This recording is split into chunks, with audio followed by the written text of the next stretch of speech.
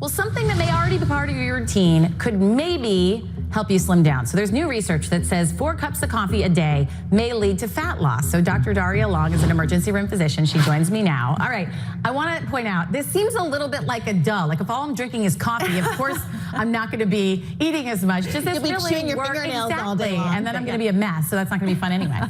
So this was a really small study. They did it in mice, and then they did it in 9 people. So I am not telling people to change their habits based on this one study, but that said, we've seen other studies that show when you have around 3 cups of coffee a day, you do have a lower risk of things like diabetes and other chronic disease. So enjoy your coffee. We don't know what it'll do to your brown fat, but enjoy your 3 cups a day, and it may help your health. Okay, good, because the other day you told us not to have sugar, so I'm very glad that you're not taking away our coffee now. You're not mad at me today. No. Good. This next story is so very serious here. It's new information about sepsis. So doctors say they were really alarmed to find out that sepsis is actually accounting for 1 in 5 deaths worldwide, and researchers say the number of cases actually doubled the reported estimates here. So this study was published in the journal Lancet, and let's just put up for people first, if you don't know what sepsis is, sort of a description of why this is so important, because it's something that the body is taking an extreme response to this infection, and if not treated, what happens? So again, exactly, you're right. So sepsis is you get an infection, your body starts to fight it, but it over fights it, which is why you get even sicker. And so, you know, I'm an ER doctor,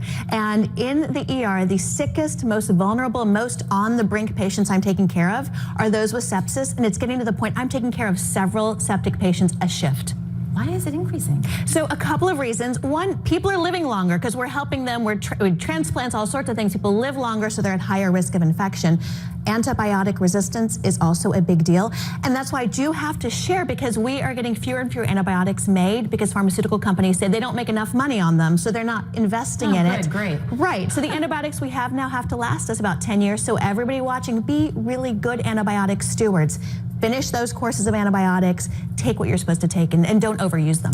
Finally, you probably have heard about this already this morning. It's popping up in everyone's newsfeed. It's this report from the CDC on alcohol abuse. And researchers are saying that people who binge drink are consuming even more alcohol than ever before. So they looked at this from 2011 to 2017, and they found there was a 12% increase in binge drinkers among alcohols who reported already excessive drinking. And people may be surprised first, before we get to why, what constitutes binge drinking. So it may be something that people are doing every night. Right, which is why I think it's really helpful, because some of our audience members may just not even know. So that's defined as 5 or more drinks in a sitting for a man, or 4 or more for women. And that really is the amount that can be harmful. And another study saw that over the last 20 years, the rate of deaths from alcohol have doubled. Yeah. Because there's one thing we do really well in the US is that we're #1 for deaths from accident and suicide.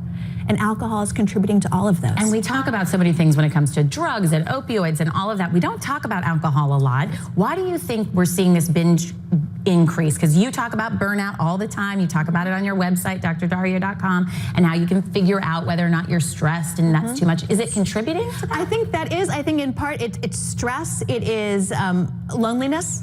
I think a lack of hope, and I think it's just lack of information. If people, alcohol, you can buy it anywhere, so people don't realize how harmful it can be. Yeah. So, and it's going to that mental health conversation we have all the time. You can learn more on drdaria.com. Always so good to see you. Have a great weekend.